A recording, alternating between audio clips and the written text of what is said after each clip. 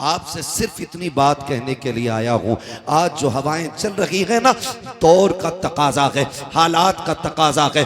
कुल उम्मत मुस्लिमा को एक जगह इकट्ठा होना पड़ेगा। और जो आपसी इख्तलाफात हैं, किसी के मैंड का झगड़ा, किसी के खेत का झगड़ा, किसी के प्लॉट का झगड़ा, किसी के रास्ते का झगड़ा, किसी की जमीन का झगड़ा, किसी की इज्जत का झगड़ा, किसी की नाक का झगड़ा, किसी की मूंछ का झगड़ा, ये जितने झगड़े हैं ये सारे एक तरफ रखो और सब मुस्तफा की गुलामी में आकर के एक दूसरे के शाना बशाना हो जाओ और दुनिया को बता दो मुस्तफा के चाहने वाले न कल अलग थे न आज अलग है। खुदा की कसम, जिस तरह मुस्तफा ने कलमे की रस्सी से कल जोड़ा था, आज भी उम्मत उसी रस्सी से जुड़ी हुई नजर आ रही। नारे तकबीर, नारे रिसालत, मसलके आला हजरत मौलाना हम्माद रजा मुरादाबादी। सुभान अल्लाह, सुभान। आज सबसे ज्यादा जरूरत है इत्तेहाद की। अपनी सफों में इत्तेफाक पैदा करें, वरना ये बहुत जिम्मेदार लोग बैठे हुए हैं। कोई मस्जिदों में सैकड़ों लोगों की क़यादत कर रहा है, कोई मदरसे में सैकड़ों बच्चों की जिंदगी सवार रहा है, कोई अपनी दरसगाह में ऐसी तरबियत दे रहा है कि कुरान वालों की दुनिया भी बेहतर हो जाए, आखिरत भी बेहतर हो जाए। मैं नहीं जानता आप इनके बारे में क्या कहते होगे। आपका कोई किसी के ये चचा होंगे, किसी के भतीजे होंगे, किसी के बेटे होंगे, कोई लल्ला कह के आवाज देता होगा, कोई भतीजा कह देता होगा, कोई चाचा कहता होगा। ये सारे रिश्ते बाद में हैं, लेकिन हुजूर की गुलामी का रिश्ता सबसे पहले है। ये सबसे पहले, ये सबसे पहला रिश्ता है। हम इनका एहतराम इसलिए नहीं करते कि इनके आठ हाथ पैर हैं, इसलिए भी नहीं करते कि इनकी चार आंखें, इसलिए नहीं करते कि ये बैक वक्त चारों तरफ देखते हैं, बल्कि इसलिए करते हैं कि इनके सीने में जो दीन है वो मेरे मुस्तफ़ा का दिया हुआ है, मेरे मुस्तफ़ा का दिया हुआ दीन है। आज जरूरत इत्तेफाक की है, आज जरूरत इत्तेहाद की है। आज उम्मत का हाल बता दूं, खुदा की कसम, जब हवा चलती है ना पीरों की, तो ढूंढ ढूंढ के मुरीद करते, ढूंढ ढूंढ के कहते हैं कोई बच्चा है छोटा मोटा, गोद में डाल दो। क्या करेगा भाई? का मुरीद करना है। हम बैत के मुखालिफ नहीं, हम मुरीद और पीर के खिलाफ नहीं है, लेकिन आज उम्मत जिस मकाम पे खड़ी है ना, खुदा की कसम, जिस दिन से ताजु शरिया का विसाल हुआ है ना, आज तक उम्मत लावारिस नजर आती है। आज कोई हमारे सरों पे हाथ रखने वाला नहीं है, आज इस कौम की कोई क़यादत करने वाला नहीं है, आज इस कौम के आगे खड़े होकर के इस कौम की रहनुमाई करने वाला कोई नजर नहीं आ रहा है।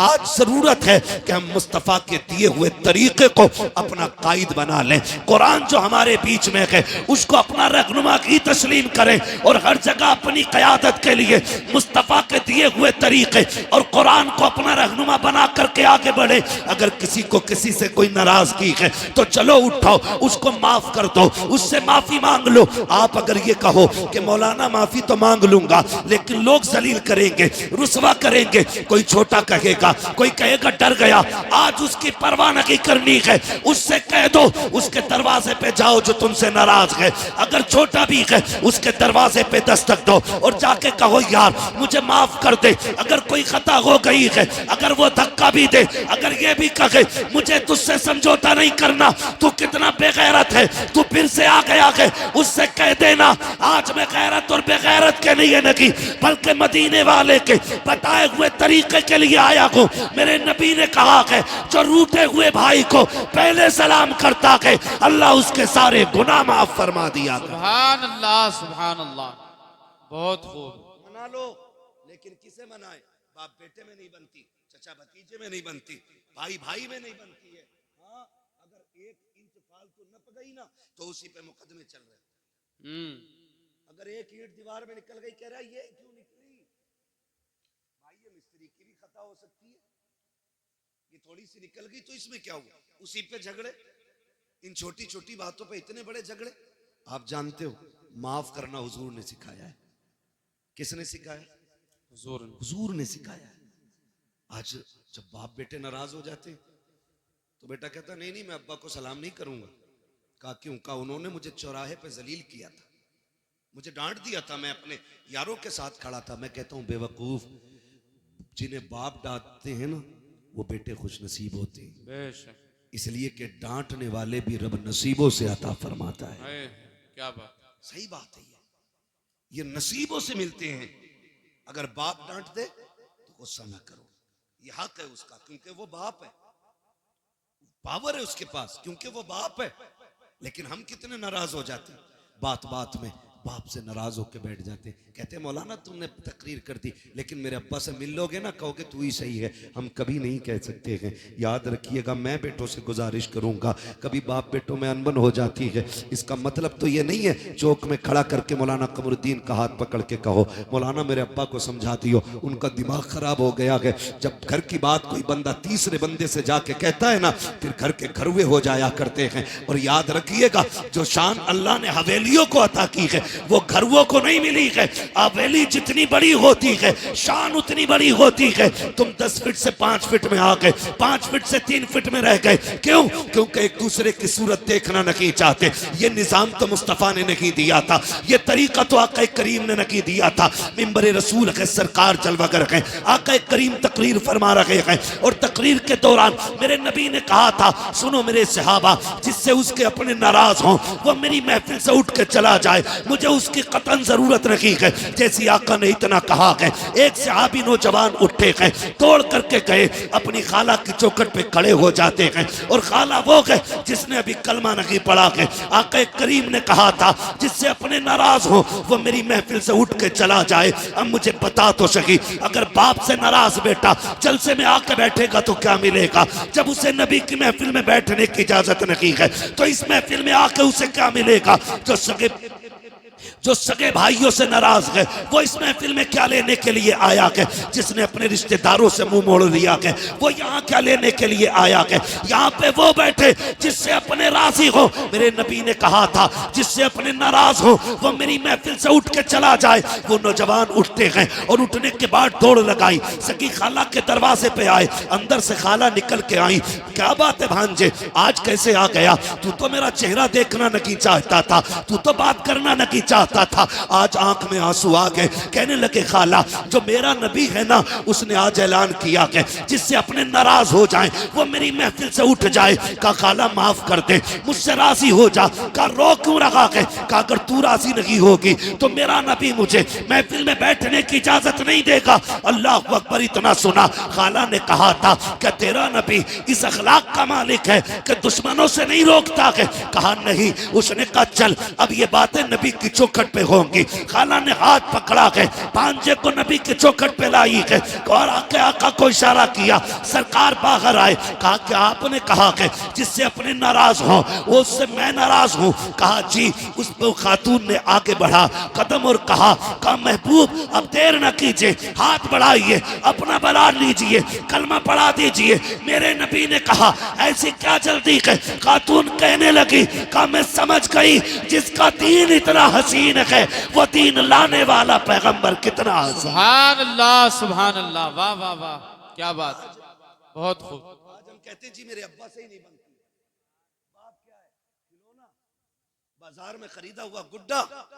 कसम खा के कहता हूं, अगर बाप ने मुंह में चबा के लुक़मे न दिए होते ना, तो इस जबान में बोलने की ताकत नहीं आती, ताकत नहीं आती। आज ना 4 किताबें पढ़ के ना और नाम लिखना भी नहीं आता, लगाता अंगूठा पेन जेब में और अब्बा से कह रहा है तुमने क्या देखा जो मैंने देखा है?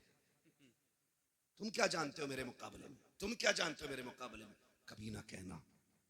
याद रखिएगा, इल्म किताबों से मिल जाता है, लेकिन तजुर्बा 70 साल क्या 70 साल ही में जाके मिला करता है। आप किताबों में इल्म ले सकते हो, किताबों से तजुर्बा नहीं। तजुर्बे के लिए उम्र दरकार है। अपने बाप से हम कह देते नहीं नहीं तुम चुपो, तुम चुपो, डायरेक्ट तुम चुपो, मेरी सुनो। तू बेटा है, ये बाप है, लहजे बिगड़ की बात ना कर, अकड़ के बात ना कर। तू नहीं जानता है, खुदा की कसम ये इतनी बड़ी जात है, अगर ये नाराज हो जाए तो रब नाराज हो जाता है। क्या बात, रब नाराज हो जाता, रब नाराज हो जाता। घर के अंदर रिश्तेदार आए तो बेटा अब्बा को बोलने का मौका नहीं दे रहा। अरे चुपो तुम, तुम्हें कोई बोलना आता, मैं बात करूंगा। मैं बात करूंगा। हाँ तेरी जबान अच्छी है ना, अब बुढ़ापा आ गया उसकी जबान कांप रही है, अब वो बात करता है ना तो होठ कांपते हैं क्योंकि आसाब कमजोर हो गए हैं, जिसमें जवाब दे गया है, इसलिए तुझे लगता है ना इसे बात करनी नहीं आती। लेकिन अब भी अल्लाह की इज्जत की कसम खा के कहता हूँ, जब इसके हाथ उठते गए ना तो फिर खुदा की रहमतें इसके टूटे लहजे पे बरसने लगती हैं। आज भी जब ये रब को आवाज देता है, उसकी रहमतें आवाज के साथ साथ बरसती है। तू किससे कह रहा है बात करने का सलीका नहीं है? तुझे पता है जब बड़ी बड़ी बातें बिगड़ जाती हैं तो इसी के टूटे लहजे बिगड़ी बातें बना दी। सुभान अल्लाह। कभी अपने बाप से ये मत कहना कि तुमसे बोलना नहीं आता। और कई बार कहते तुमने क्या किया हमारे लिए, आए दिन क्या किया, क्यों तुझे 5 बीघे में कोठी बना के देते और तू दुनिया में ठाली रहने के लिए आया। क्या किया तुमने मेरे लिए? क्या हो गया बेटे? कहा उसकी बिल्डिंग देखो बन गई, उसकी बन गई, और जितनी तुम्हें दादा ने दी थी तुम उतनी हवेली में जी रहे हो। कभी ये बात न कहना। अगर तुम्हारे बाप ने इमारत नहीं बनाई, मजदूरी करके तुम्हें पाला है ना सिर्फ, तो फिर अपने बाप के कदम चूमा करो और कहा करो शुक्र है तेरे इन मेहनतों का, हम तेरा शुक्रिया अदा करते हैं कि तूने हमें पसीना बहा के हलाल के लुक़्मे खिलाए, किसी का खून बहा के हमें हराम के लुक़्मे नहीं खिलाए। ये अपने बाप से भी कहा कर, अपने बाप से। मगर हाय अफसोस हमारी कौम का हाल ये, जब बाप से उठा नहीं जाता ना, जब बाप बिस्तर से नहीं उठ पाता है ना, और कभी बिस्तर गंदा हो जाता है, बुढ़ापा क्या आया, अब तो सारे इल्जामात बाप के सर आने।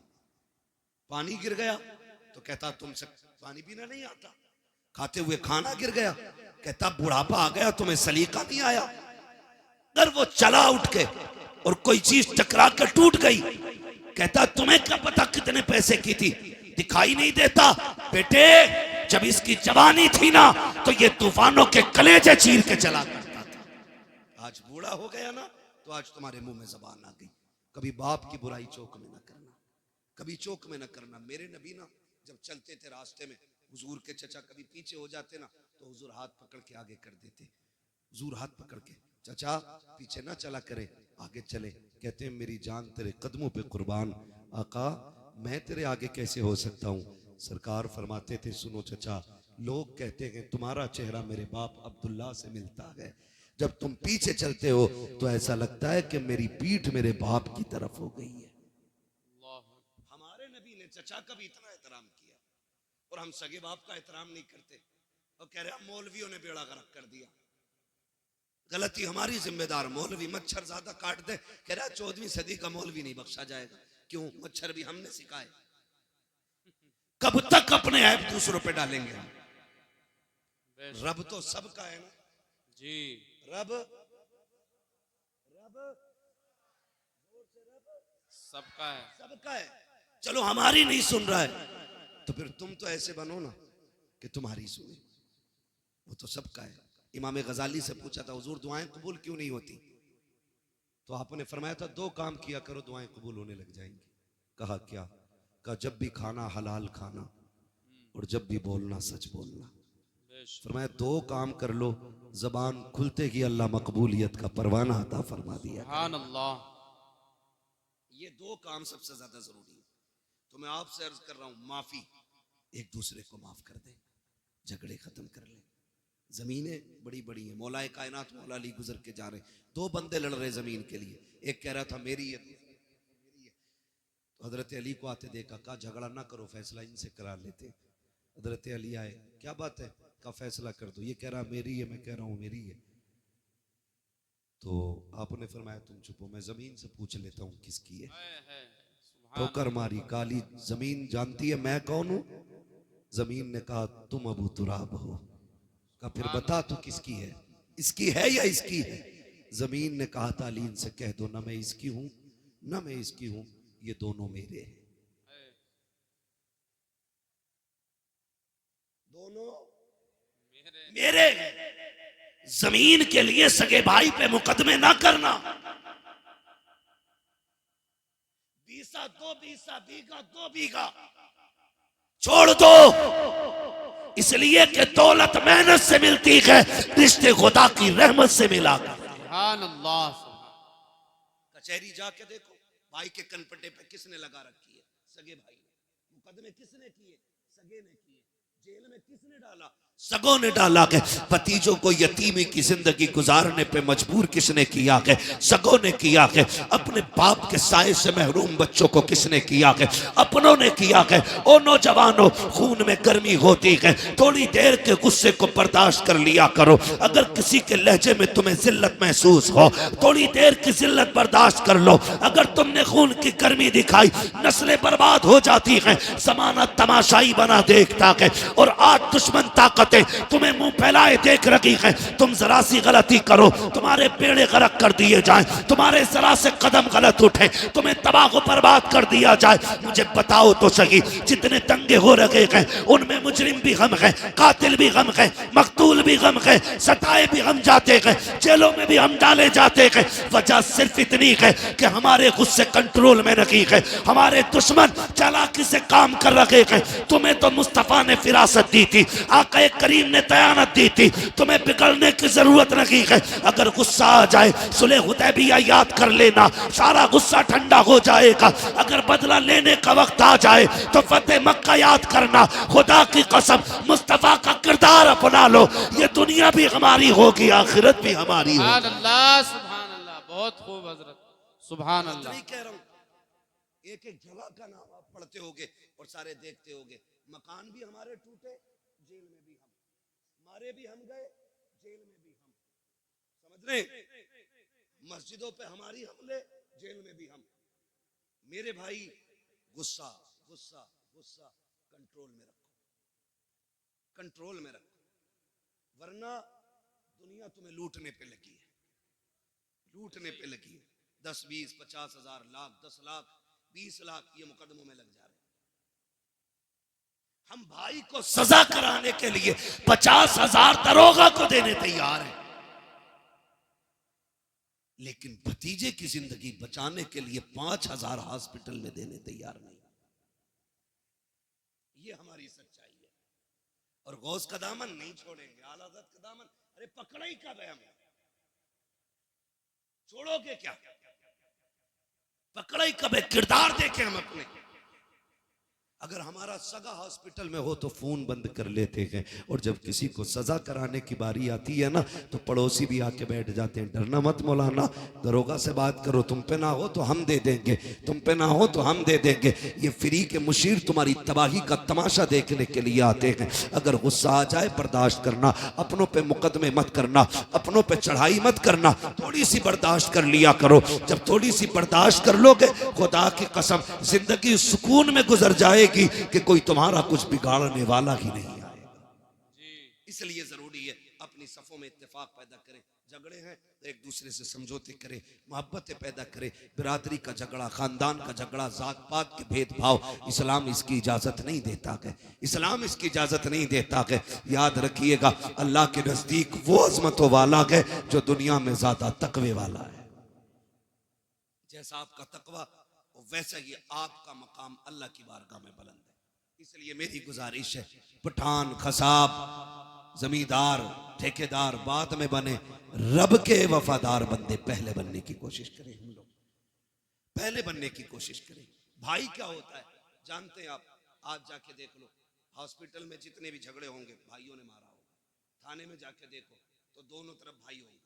कचहरी में जाके देखो, एक वकील के बिस्तर पे भाई है तो दूसरा भी भाई है। ये कंडीशन है। भाई क्या होता है? करबला सुनी है ना? जानते हो ना करबला? करबला में एक भाई को हुसैन कहा जाता है, दूसरे भाई को अब्बास कहा जाता है।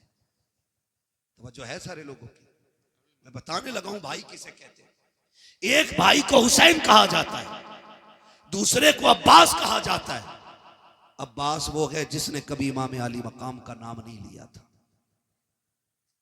पूरी जिंदगी कभी भाई कह के आवाज नहीं दी थी, जब भी कहा था आका कह के आवाज दी, अपना सरदार कह के आवाज दी, कभी भाई नहीं कहा था। इतना अदब था, इतना अदब। जब करबला में गाजी अब्बास मैदान जाने लगे ना, तो मेरे इमाम ने कहा था, अब्बास का जी आका का एक बार मेरे सीने से लग जा। दौड़ के आए, सीने से लग गए। आपने कहा मुझे भाई कहने लगे मेरी माँ उम्मे बनीन ने कभी सिखाया ही नहीं था कि मैं आपको भाई कहूँ। कहा बचपन से मुझे सिखाया था कभी हुसैन को भाई ना कहना। मैंने कहा था अम्मी उनका बाप भी अली, मेरा बाप भी अली, मैं भाई क्यों ना कहूँ। तो मेरी माँ ने कहा था तू उम्मे बनीन का बेटा है, वो फातिमा ज़हरा का बेटा है। ये अदब सिखाए गए, ये अदब, ये तहजीब सिखाई गई। काश तो भाई कह दे। गाजी अब्बास ने उस दिन कहा था भाई। खुदा की कसम जब जाने लगे तो फिर हुसैन रोए। गाजी अब्बास ने कहा था आज अकबर को लाकर खेमे में रखा, नहीं ऐसे रोए जैसे अब रो रहे हैं। मेरे हुसैन ने कहा था तेरे बाद करबला में मुझे भाई कहने वाला नहीं रहेगा। ये भाई होता है। और तारीख गवाह है, मैदान करबला में गए, तलवारें चली, जब आप घोड़े से नीचे आने लगे एहतराम किया करो, छोटे बड़े की कदर किया करो। आज हमारे घरों का माहौल ये है कि जो कमाता ज्यादा है उसकी इज्जत ज्यादा है, चाहे छोटा हो या बड़ा हो। अगर छोटा है तो वो बड़े का बाप बन बैठा है, अगर बड़े भाई ने मेहनत करके छोटे को पैसे दे के पढ़ाया है तो पूरे कलम की ताकत छोटे वाला बड़े भाई पे निकालता है। देख मेरे कोट की ताकत ये है, मेरे कलम की ताकत ये है। ओ भाई अपने बड़ों का एहतराम किया करो। जब गाजी अब्बास करबला के मैदान में गए, सवारी से नीचे आए थे, कहा था अदरिकनिया हुसैन, हुसैन मुझे आके संभालो। आका हुसैन ने दौड़ लगाई और आवाज देते गए अब्बास कहाँ हो कहाँ हो। ये कहते कहते दौड़ लगे गए। एक कोने से आवाज आई हुसैन मैं यहाँ हूँ। आपने जाते जाते पहला बाजू उठाया, कहा इन्ना लिल्लाहि व इन्ना इलैहि राजिऊन। दूसरा बाजू उठाया, दोनों बाजुओं को सीने से लगाया। समझ गए मेरे गाजी के बाजू कटे गए। तारीख गवाह है जब हुसैन गए गए गाजी के पास, एक आंख में तीर लगा के दूसरी आंख में खून भरा के आपने कहा था आगे हुसैन कहा जी। आका हुसैन ने भाई का सर गोद में रखा है। अब अदब देखिए भाई ने भाई का कैसे किया है। आज भाई का भाई गला काटने के लिए तैयार है, अपने फायदे के लिए अपनों को जमीन में दफनाने वालों कान खोल के सुनो रिश्ते कैसे निभाए जाते हैं। जब गाजी अब्बास का सर हुसैन की गोद में आया था, मेरे इमाम ने कहा था गाजी खैर तो है, कहते शुक्र है रब का। फिर गाजी अब्बास ने कहा था हुसैन मुझे मालूम है कि तुम मुझे लेके जाओगे। कहा हाँ। कहा मेहरबानी करना मुझे खेमे ना लेके जाना। कहा किस लिए। कहा सुबह से इतनी लाशें उठाई हैं कि तेरे बाजू थक चुके हैं हुसैन, अब तू तन्हा रह गया है, हुसैन मुझे लेके ना जाना। कहा सुन अब्बास मैं यहाँ कैसे छोड़ दूंगा, खेमे में तेरी ज़ैनब को तेरा इंतजार है, उम्मे रुबाब को तेरी राह पे आके जमी है। कहा सुन तो सकी, सकीना भी तो तेरा इंतजार कर रही है। गाजी अब्बास ने कहा था हुसैन अगर तुम मुझे लेके गए और सकीना ने पूछ लिया चचा तुम तो पानी लेने गए थे, पानी किधर गए, तो जवाब क्या दूंगा। अल्लाह अकबर, तारीख गवाह है। मेरे हुसैन ने भाई के सर को सीने से लगाया, कहा कोई ख्वाहिश हो तो बता। गाजी अब्बास ने कहा था हुसैन अगर मेरे हाथ होते तो तकलीफ ना देता, मेहरबानी कर मेरी एक आंख में तीर लगा के दूसरी आंख में खून भरा के मेरी खून वाली आंख को साफ कर दो। कहा किस लिए। कहा जाते जाते आखिरी निकाह तेरे चेहरे पे डालना चाहता हूँ। ये रिश्ते होते गए। गाजी अब्बास की आंखों से जैसी खून साफ हुआ है, सीने के पार भी तीर है, सीना चलनी है, बाजू कट चुके हैं, पूरा जिस्म लहू लगान है। लेकिन जब हुसैन को देखा लबों पे मुस्कुराहट आ गई। कहा मुस्कुराए क्यों। कहा मैं वो खुशनसीब हूँ कि जिसको आखिरी लम्हे में ये सादत मिली है। मैं उस चेहरे को देख रहा हूँ जिस चेहरे को मदीने वाला बार बार छुपा कर। सुभान अल्लाह सुभान अल्लाह। ये सुभान अल्लाह होते हैं। और फिर आखिरी सांस ली और हमेशा के लिए खामोश हो गए, हमेशा के लिए खामोश हो गए। भाई कदर करो, रिश्तों की कदर करो। मैं क्या बताऊं हुसैन किस तरह भाई की जिस्म को खेमे में लाए थे। मेरे अजीजों ये जो रिश्ते अल्लाह ने दिए ना इनकी कदर कर लें। खुदारा निकल जाए इन झगड़ों से, निकल जाए इन नफरतों से। हमें मोहब्बत बांटनी है, मोहब्बत बांटनी है। ना गोरे को काले पे फजीलत है, ना अमीर को गरीब पे फजीलत है, ना किसी तुर्क खान पठान शेख को किसी फकीर किसी अंसारी पे कोई फजीलत है। हुजूर ने एक रस्सी में सबको बांधा और वो रस्सी थी ला इलाहा इल्लल्लाह मुहम्मदुर रसूलुल्लाह। ये एक रस्सी है, आज इसमें बंधने की जरूरत है। अगर फर्क होता ना तो बिलाल कभी अबू बकर की करवट में खड़े नहीं होते। अगर फर्क क्या होता बात ना है, क्या तो बात। बिलाल कभी उमर के बाजू पे खड़े नहीं होते। अगर फर्क होता तो फतह मक्का के दिन मेरा नबी बिलाल को काबे की छत पे कभी ना क्या चढ़ा। बात, क्या बात। हमने इतने झगड़े पैदा कर लिए, हम एक दूसरे को जलील करने पे लगे हुए, एक दूसरे को नीचा दिखाने पे लगे हुए। ये तो मर के पता चलेगा ऊंचा कौन है नीचा कौन है। हम कौन होते हैं फैसले करने वाले। निकले हम इन झगड़ों से और वो माहौल पैदा करें कि हम दुनिया को बता दें कि मोहम्मद से वफा तूने तो हम तेरे हैं, ये जहां चीज है क्या लोहो कलम तेरे हैं। और सिर्फ यही रिश्ते नहीं, यही रिश्ते नहीं, अगर थके ना हो तो थोड़ी बात आगे बढ़ा लो। थके तो नहीं है ना अभी आप लोग, नहीं थके ना अभी। जो लोग नहीं थके वो कह दें जरा या रसूल अल्लाह। मैं तो आप लोगों की हिम्मत और मेहरबानी कि इतनी रात तक आप बैठे हुए हैं, क्योंकि मैं पूरे 2 घंटे लेट यहां पहुंचा हूं। अल्लाह आपको सलामत रखे। बस अगर सुनना चाहते हो तो मैं सुनाऊं, लेकिन यह भी अच्छा नहीं लगता ना जबरदस्ती अपनी बात किसी पे थोपी जाए। तैयार है सुनने के लिए? जरा कह दें या रसूल अल्लाह। हमारे कुछ भाई खड़े होकर सुनने, अल्लाह इन्हें सलामत रखे। हाँ, ये भी बड़ी बात है, क्योंकि इतनी देर खड़ा रहना भी छोटी बात नहीं है, बड़ी बात है। हाँ, और माशाल्लाह खड़े वाले बंदों ने भी हाथ उठाया है, कभी और खड़े रह सकते, आप बैठे रह सकते। ये शायपुरा इतने बड़े बड़े मौलाना लोग यहाँ रहते और आप सर हिला के कह रहे बैठ सकते हैं ना थोड़ी देर। सलामत रहें, सलामत रहें माशाल्लाह। हाँ, बस मैं अर्ज करूं आपसे, एक ये रिश्ता भाई का भाई से रिश्ता, फिर एक रिश्ता और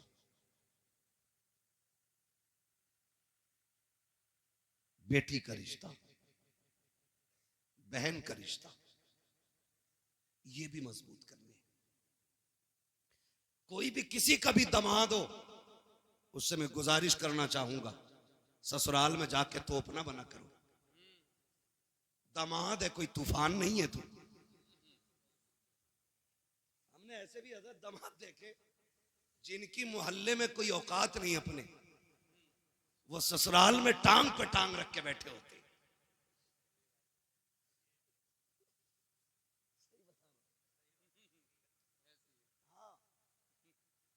मोहल्ले वाले कहते ओ पुनवा, मतलब सही से नाम भी नहीं लेते मोहल्ले वाले, और ससुराल में वो वैल्यू बनाई है इसने, रोला बना के रखा। पढ़ा लिखा भी ससुर है ना, कह रहा इनसे पूछो भाई हमारे बड़े दामाद हैं, तो वहां इतनी लंबी अलग ही रख रहे हैं आप लोग। सुने, अल्लाह ने एक जिंदगी मुकम्मल की है, बेटी के जरिए, बहन के जरिए, बीवी के जरिए। ये जिंदगी के बड़े अहम हिस्से हैं। अगर बेटी ना हो तो आंगन सूना, अगर बहन ना हो तो हवेली सूनी, अगर बीवी ना हो तो घर सूने। ये तीनों अहम रिश्ते हैं और सबसे ज्यादा जुल्म इन्हीं पे होता है, सबसे ज्यादा। वो दामाद जिस गरीब ने अपने घर 300 रुपए का जूता नहीं पहना होता, वो ससुर से 1800 रुपए लेता जूतों के लिए। ना करो ये, इतने आसान कर दो रिश्ते कि जिस तरह बाप को बेटों पे नाज होता है, उसी तरह बाप को दामाद पे नाज होना चाहिए। ईद गुजरी है, ईद, रहम करो यार, हाथ जोड़ रहे हैं तुम्हारे आगे। 1.5 लाख की ईदी गई है, ये रस्में चल गई। ईदी में क्या 3 किलो छुआरे, हाँ 1.5 किलो बादाम, 2 किलो किशमिश। खागा कौन? का दामाद। 1 क्विंटल सामान भेजा, दूल्हा बन के फिर भी ऐसे ही आया जैसे भीगी मुर्गी। ये जबरदस्ती के लोड है, खत्म करो ये जबरदस्ती के लोड, ये नहीं रहने चाहिए। सिर्फ वो रखो जो इस्लाम ने रखा है। हमें अपनी तरफ से फालतू नहीं बढ़ाना, नहीं बढ़ाना। ये अलग बात है कि दामाद का लीवर इतना कमजोर होता है कि बादाम खाते ही बीमार। ये कंडीशन है। इसलिए मेरे अजीज फालतू के खर्चे बंद करो। आज गरीब सोचता कि बेटी रुखसत कैसे की जाएगी, आज कमजोर सोचता कि बेटी के हाथ कैसे पीले किए जाएं। इसलिए कि मैंने कई गरीबों को कहते सुना कि रिश्ता पक्का तो कर देते, लेकिन बीच में ईद आ रही है, 1 लाख का खर्चा बढ़ जाएगा, ईद के बाद रिश्ता पक्का किया जाएगा। यार जो गुंजाइश वाला है वो तो कभी भी कर सकता है, लेकिन गरीबों का जीना हराम किया है ऐसी कसरत दौलत दिखाने वालों ने जो 1-1 लाख की ईदियां दे रखे हैं। कोई फायदा नहीं, कोई मकसद नहीं। इतने आसान कर दो निकाह, ताकि अगर कोई गरीब बेटी जब हाथ पीले हो तो रब का शुक्र अदा करे और मचल के कहे मालिक तेरा एहसान है, तूने हुजूर की उम्मत में पैदा किया है जहाँ गरीब बेटियों को रब ने ये हक दिया है कि जहाँ अमीर मुस्कुराते हैं उसी सफ में गरीब भी खड़े होके मुस्कुराया करे। नारे तकबीर, नारे रिसालत, पैगाम हक कॉन्फ्रेंस, मुफ्ती हम्माद रजा मुरादाबादी।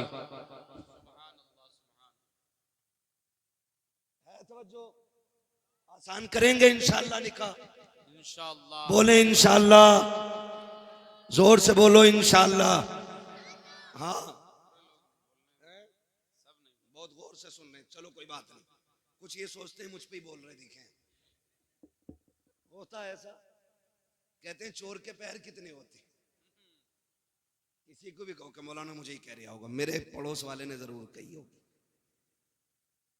ये इस तरह के ख्यालात पैदा होते। तो रिश्ते आसान करें, रिश्ते आसान करें। मैं सिर्फ एक बात जानता हूं, ये फ्रिज, गाड़ी, मोटरसाइकिल, कारें मांगने वाले लोग हो, मैं सिर्फ एक बात कहूंगा उन लोगों से जो मांग मांग के जहेज लेते हैं, यार जिसने बेटी दे दी उसने सारी कायनात उठा के दे दी। बेशक बेशक, मानते नहीं इस बात को जी। जिसने बेटी दे दी उसने सब कुछ दे दिया, सब कुछ दे दिया। उसकी हिम्मत को सलाम कि 22 साल 18 साल पाल के किसी अजनबी के हवाले कर देता है। और उसमें भी कह रहा पिलाई जो थी ना आधा इंची कमजोर रह गई, क्यों इस पे भैंसे बांधेगा? 2 इंची की पिलाई चाहिए बेड में, अलमारी में। कब्र के तख्ते क्या इंची के होते हैं? बोलो। यही होते हैं ना, 1 इंच, 1.25 इंच का तख्ता कब्र में लगना है और बेड में 2 इंची की पिलाई। क्यों? क्योंकि कब्र का तख्ता खुद अपनी मालियत से खरीदा जाता है, इसलिए 1.25 इंची से काम चला रहा है। और उधर हराम का रखा दिख रहा है ना, इसलिए 2 इंची की मांग के ला रहा है। और मैं तो कभी कभी सोचता हूं ये बुलेट के लिए जो चच्चा लड़ रहे थे ना, ये कभी बैठेंगे नहीं इस पे, बेइज्जती और करा ली।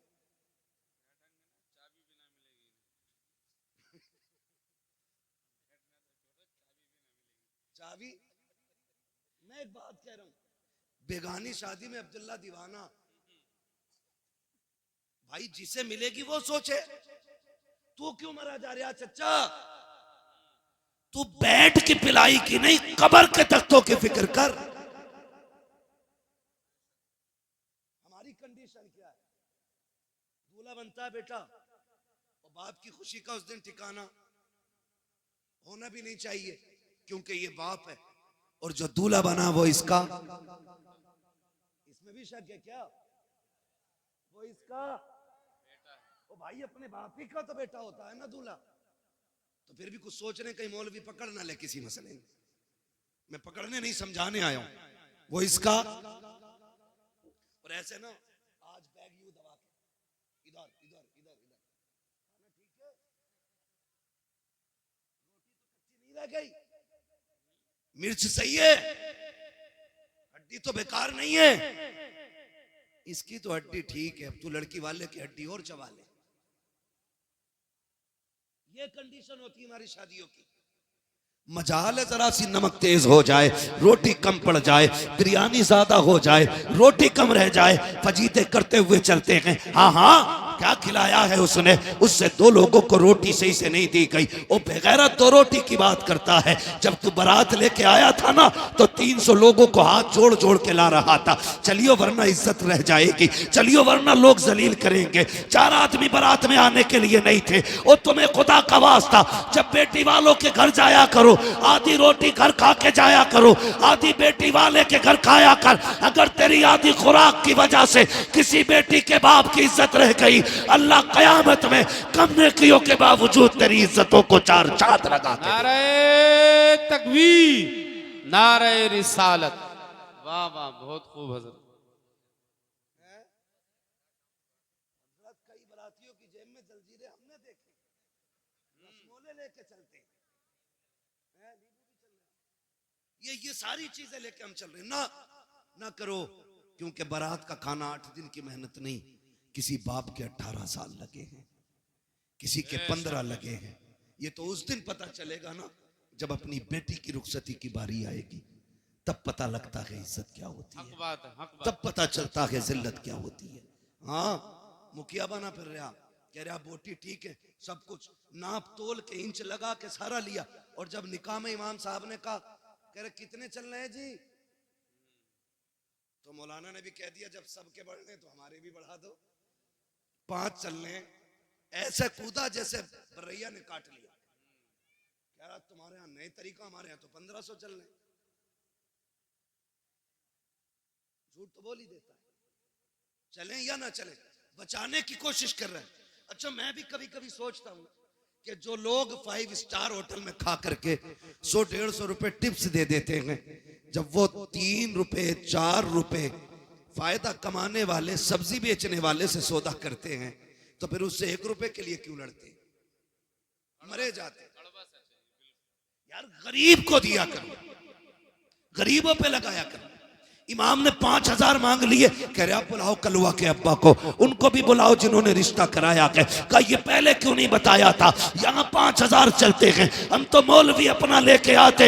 मैं कहता हूँ गैरत कर, जब बेगैरती दिखाता है तब तुझे पैसे दिखाई नहीं देते, जब तुझे अपनी शान बनाने की बारी आती है तब तुझे पैसे कम लगते हैं। जब इमाम को देने की बारी आई तेरा कलेजा फट जाता है। ओ भाई, इमाम को ज्यादा से ज्यादा दिया करो, इसलिए कि बेनमाजी खाएगा तो कम मिलेगा, नमाज वाला खाएगा सवाब अल्लाह ज्यादा अता फरमाए। सुभान अल्लाह, सुभान।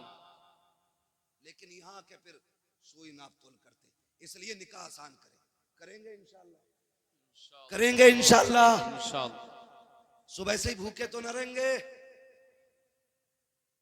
एक और वो कहते हैं ना पावर सिस्टम,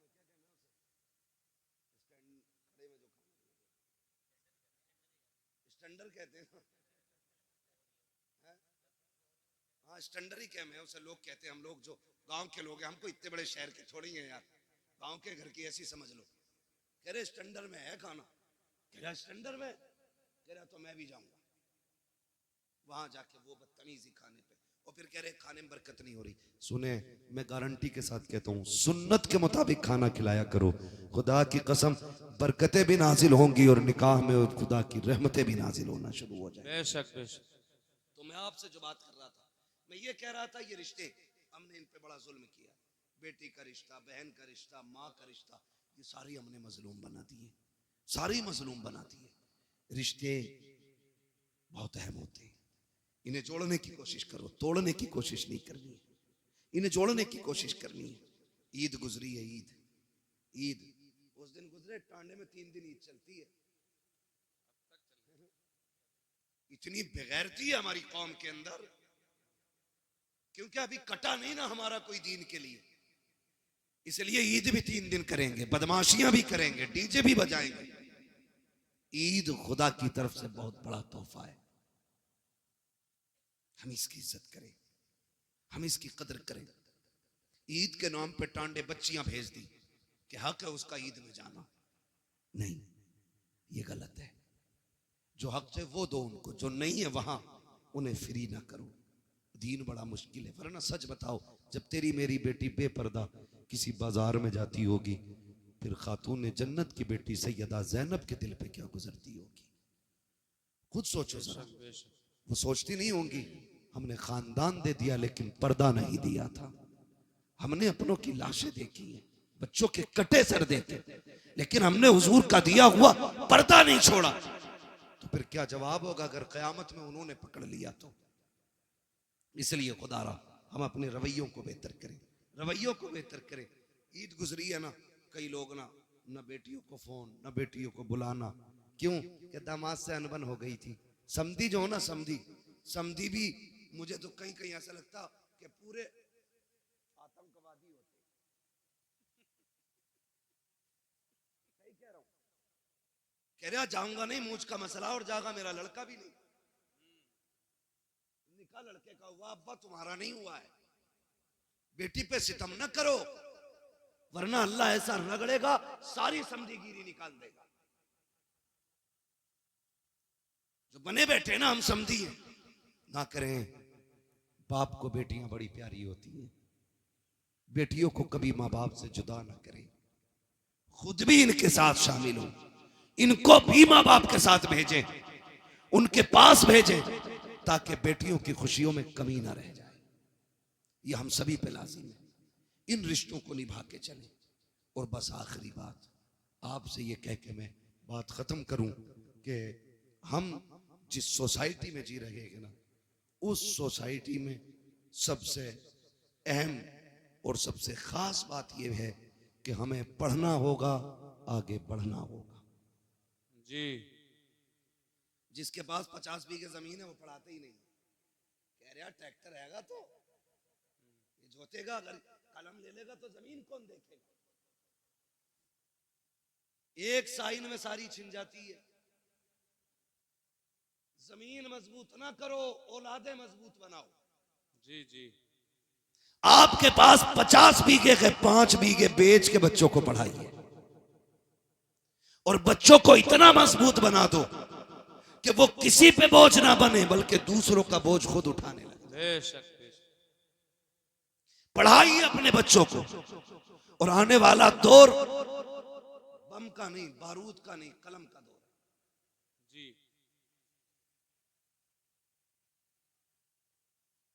ये बातें तारीख लिखवाते समय बता दिया करो, ताकि ये बता दे कि हम ये कब सुनाएंगे।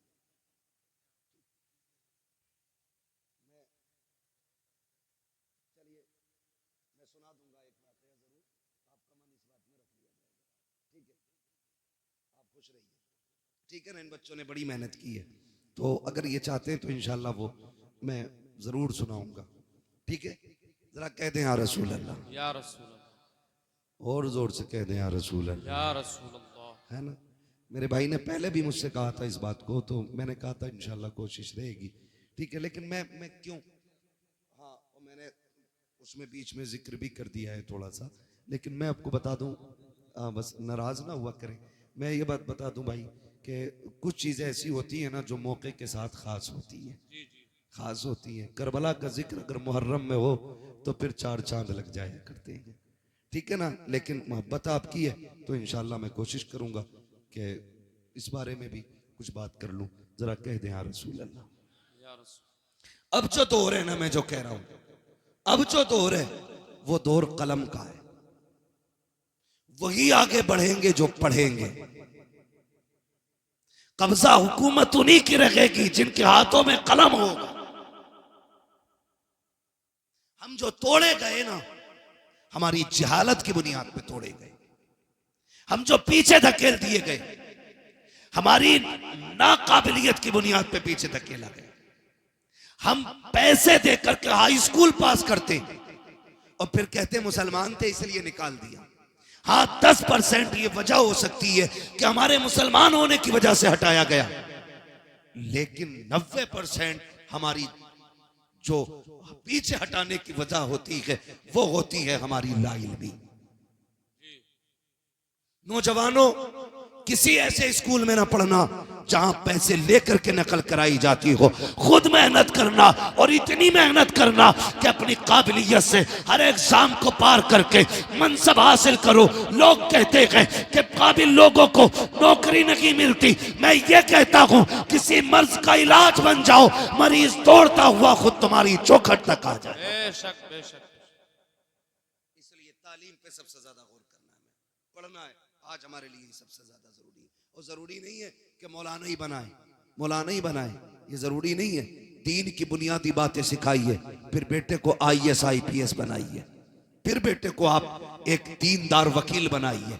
उससे कहिए तुझे हक के लिए मुकदमे लड़ने हैं, तुझे सच के लिए कोर्ट में आवाज उठानी है। ऐसे बेटे बनाओ और फिर तैयार करो अपनी कौम के नौजवानों को। हर कोर्ट में जब हुजूर का गुलाम खड़ा होगा ना और कह देगा मुझे झूठा मुकदमा नहीं लड़ना, मैं सच के लिए लड़ूंगा, लोग सोचने पे मजबूर हो जाएंगे आज के गुलामों का किरदार ऐसा है तो फिर नबी के उमर का किरदार कैसा रहा हो। सुभान अल्लाह, सुभान। इसलिए पढ़ेंगे इंशाअल्लाह। बच्चे बैठे, नौजवान बैठे, PUBG कितना खेल ले हो, दबा के चल जाना, जिस कोने पे बैठ जाओ उठता ही नहीं। हाँ, हर वक्त यूं। क्या है ये, हमारा वक्त बर्बाद हो रहा है। कोई और कौम इतना नहीं खेल रही है, सच बता रहा हूं। हम रातों में चलते हैं, अगर रोड पे नौजवान मिले रात में हम समझ जाते हैं ये मुसलमानों का गांव है। और जहां वक्त से लोग सो जाते हैं हम समझ जाते हैं हम मुसलमान ही नहीं रहते, क्योंकि हमारा जो उसूल है ना वो बड़ा बेकार होता जा रहा है। रहन सहन खराब, तौर तरीके बदल गए। नौजवानों, अब मोबाइल चलाने का वक्त नहीं है, अब कलम चलाने का वक्त आ गया। आगे पढ़ो, आगे बढ़ो, ये साइंस तुम्हारे कदमों में होगी, ये तरक्कियां ये सब तुम्हारी होंगी, लेकिन शर्त है खेल छोड़ करके हमें तालीम की तरफ आना पड़ेगा। बेशक तालीम की तरफ आना पड़ेगा। ना हमारे अच्छे स्कूल हैं, ना हमारे अच्छे हॉस्पिटल हैं, ना हमारे अच्छे कॉलेजेस हैं, ना हमारे अच्छे मदरसे रह गए। क्योंकि मदरसों से तो लोगों ने नफरत इतनी कर ली ना, उन्हें लगता है कि ये मदरसे जो है ना सिर्फ चंदों के लिए हैं। नहीं, खुदा की कसम, अगर ये मदरसे ना होते हमारे चेहरों पे ताड़ियां नहीं होती, अगर मदरसे ना होते सरों पे टोपियां नहीं होती, ये मदरसों की देन होती है। तुम्हें क्या लगता है जो सरे हुसैन ने नेज़े पे कुरान पढ़ा था, क्या सिर्फ वो इमाम हुसैन का कमाल था? नहीं, खातूने जन्नत ने दूध पिलाते वक्त कुरान सुनाया था, सर कटा के नेज़े पे हुसैन ने कुरान पढ़ के सुना। सुभान अल्लाह, सुभान अल्लाह। जब दरसगाह ऐसी होती है ना तो फिर बेटे ऐसे होते, फिर बेटे ऐसे होते। मैं आपसे अर्ज कर रहा था, खुदारा रिश्ते बेहतर करे और अपने बच्चों को तालीम दे, पढ़ाएं अपने बच्चों को, खुद भी पढ़ें, बच्चों को भी पढ़ाएं। अल्लाह ताला हमारी नस्ल को कुरान पढ़ने, सुनने, समझने की मौला करीम तौफीक अता फरमाए। और हुजूर के सदक़े में अल्लाह हमारी नस्लों में उलमा, हुफ़ाज़, कारी, IAS IPS अल्लाह हमारी कौम में पैदा फरमा दे। आमीन कह दो भाई। आमीन। हाँ, यह आमीन कहने वाली बात थी। तो पढ़ने की कोशिश करें। और मैं जमींदारों से, गुंजाइशदार लोगों से कहना चाहता हूँ, अगर आपके बच्चे किसी काम में लग गए हैं और आपके पास अब पढ़ने वाला बच्चा नहीं है ना, तो फिर आप ये तलाश करें कोई गरीब बच्चा हो जो आगे बढ़ना चाहता है, पढ़ना चाहता है, अच्छा है, ज़हीन है, अच्छे नंबरों से पास हुआ है, तो फिर आप अपने पैसे से उसकी मदद करके उसको पढ़ाएं और उससे कह दें अगर डॉक्टर बन जाए ना तो 6 दिन अपने लिए दवा देना और 1 दिन मदीने वाले के नाम पे तुझे फ्री दवाइयां बांटनी है। सुभान अल्लाह। करेंगे इंशाअल्लाह ये भी। हम चंदा करके, मेहनत करके जलसा कर लेते हैं, हम मेहनत करके मज़ारों के गुंबद बना लेते हैं, हम चंदा करके 5 लाख 7 लाख का मीनार बना लेते हैं। तो हम पैसा इकट्ठा करके अपने गांव के अंदर एक IAS IPS नहीं बना सकते? बोलो, बना सकते कि नहीं? अगर हर गांव के अंदर एक IAS हो ना तो फिर कोई भी इलाका कमजोर नहीं होगा जी। ये याद रखिए। हमारे तो प्रधान भी ऐसे अंगूठा छाप होते हैं, ऐसे जा कह रहे पुलिस वाले से भाई क्यों आए गांव में, जबकि गांव का मालिक प्रधान होता है। पुलिस वाले को इजाजत नहीं है प्रधान की इजाजत के बगैर गांव में कदम रखे, लेकिन चच्चा को पता ही कुछ नहीं है क्योंकि पढ़े ही नहीं है। पढ़े, काबिल बने, अपने हुकूक जाने, जो आपको राइट्स मिले वो समझिए आप, ताकि कोई कमजोरी पैदा ना हो, ताकि कोई कमी ना रह जाए। पढ़ेंगे इंशाअल्लाह, वादा करें सारे इंशाअल्लाह। पढ़ाएंगे बच्चों को, पढ़ाएंगे कि दुकान कराएंगे? अरे बहुत पढ़ा लिया, अल्लाह को 10वीं पास है, चल बैठ दुकान पर जाकर शटर खोल। 10वीं पास करा के ना और बैठा दिया दुकान में, है ना? और फिर लल्ला ने 2 ही चीजें याद की, यस और नो, बस वही काबिल हो गया। साइन करने हमें नहीं आते, हम कुछ पढ़ नहीं सकते, तो क्या फायदा? कोशिश करें आज ही से कि एक हम बंदा ऐसा तैयार करेंगे जो हमारे गांव का होगा और आईएएस होगा, आईपीएस होगा। ये तैयारियां करें अगर वजूद को बाकी रखना चाहते हो, वरना ये सोच लेना दीन तुम्हारे ऊपर नहीं है आया यूं रिशो तातार के अफसाने से, पासबां मिल गए काबे को सनम खाने से।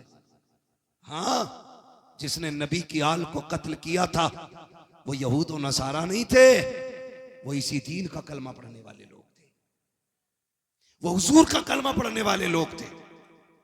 अल्लाह ने उनका ऐसा बेड़ा गर्क किया, आज उनका नामो निशान नहीं मिलता है। तो आपको क्या लगता है दीन हमारे ऊपर टिका हुआ है? हम कुछ भी कहें करें, अल्लाह को हमको जिंदा रखना ही है। महज अल्लाह उसकी कोई मजबूरी है? वो तो ये कहता है अगर तुम मेरे दीन से खिलवाड़ करोगे मैं तुम्हें खत्म करके तुमसे अच्छे लोग ला के रख दूंगा। ये उसका ऐलान है। इसलिए खुद से कोशिश करो।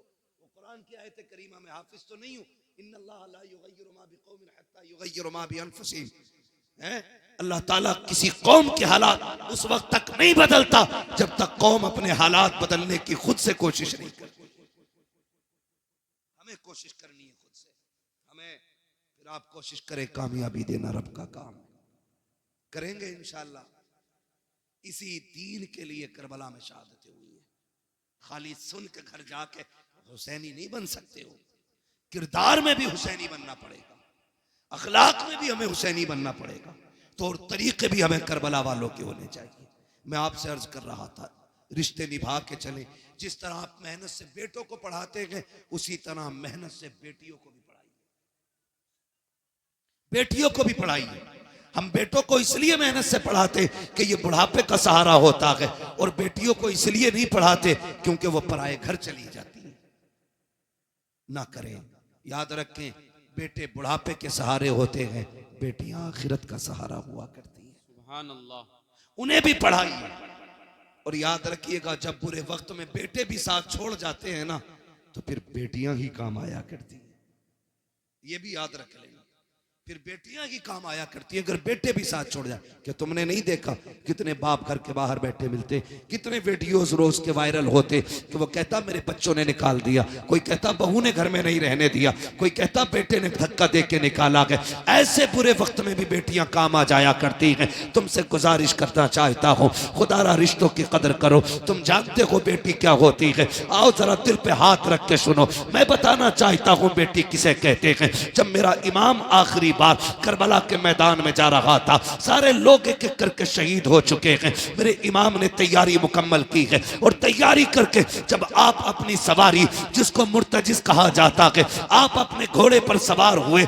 आज इमाम आली मकाम जब घोड़े पर आए हैं, अपनी सवारी पर बैठे हैं, बड़ी तेजी से सवारी को इशारा किया है।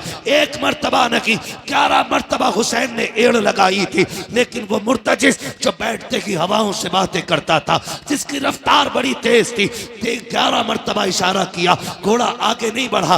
आपने कहा मुर्तजिज क्या बात है, क्यों आगे नहीं चलता है? क्या तुझे पता नहीं है ज़ैनब खेमे के दरवाजे पे खड़ी है, उम्मे रुबाब भी खड़ी है, जल्दी कर, अब हुसैन को यहाँ ना रोक, बल्कि खेमे की जल्दी से खेमे के आगे से हटा, करबला के मैदान में ले चल। सबकी बेकरारी बढ़ती जा रही है, आप कह रहे हैं, लेकिन मुर्तजिज आगे नहीं बढ़ता। आपने कहा था मुर्तजिज मैं जानता हूं तूने भी 3 दिन से पानी नहीं पिया है, सुन मैं करीम इब्ने करीम हूं, सखी इब्ने सखी हूं, मैं तुझे तकलीफ नहीं देना चाहता, जा तेरी मर्जी है। हुसैन तुझे इजाजत देता है, चाहे तो नहरे फुरात जाके प्यास बुझा ले, चाहे तो कूफा चला जा या वापस शहर मदीना चला जा। ये कह के आपने जैसी सीन से पैर निकाला है, अल्लाह अकबर, मुर्तजिज वो घोड़ा कहता मालिक मुझे कुव्वत गोयाई अता कर दे, अगर आज भी मैं नहीं बोला मौला हमेशा के लिए रुसवा हो जाऊंगा। जब मुर्तजिज ने इतना कहा है, अल्लाह ने उसको कुव्वत गोयाई अता की। लोग कहते हैं हुसैन का घोड़ा कैसे बोल सकता है, वो तो जानवर है। मैं कहता हूं अगर असहाबे काफ का कुत्ता बोल सकता है तो क्या अली के बेटे का घोड़ा नहीं बोल सकता? क्या बात है, क्या बात, बहुत खूब है। तवज्जो, मुझे नहीं लग रहा आप सुनने के लिए बैठे। बस जो हुए गलत उनको माफ फरमाए रब कायनात। जिंदगी ने दिया साथ, फिर होगी मुलाकात। चमन रहा फूल खिलेंगे, जिंदगी रही फिर मिलेंगे। सारे लोग कलमा शरीफ पढ़ लीजिए, ला इलाहा इल्लल्लाहु मुहम्मदुर रसूलुल्लाह व मा अलैना इल्लल बलाग। अस्सलामु अलैकुम।